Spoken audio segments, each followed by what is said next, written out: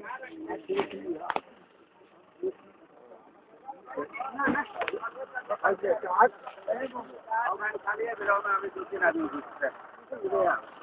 तो पहले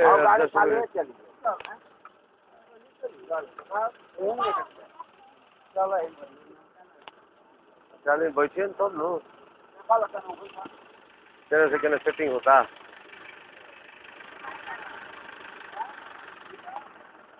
क्या जी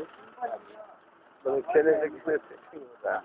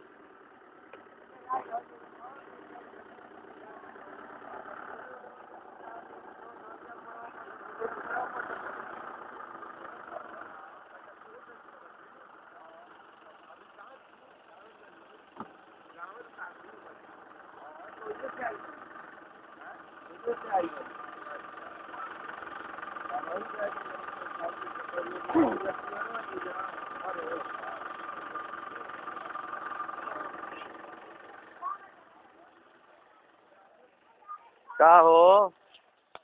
बस नहीं ठीक बड़ा और सब चलो ठीक है क्या मुझे और फिर बनो हाँ चलिए सब लोग मंगलू भैया जी एकदम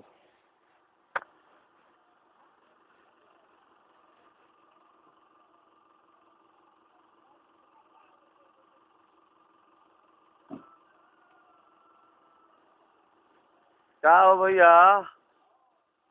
तू जगले रह गिला हाँ रात होला तो आदमी हाँ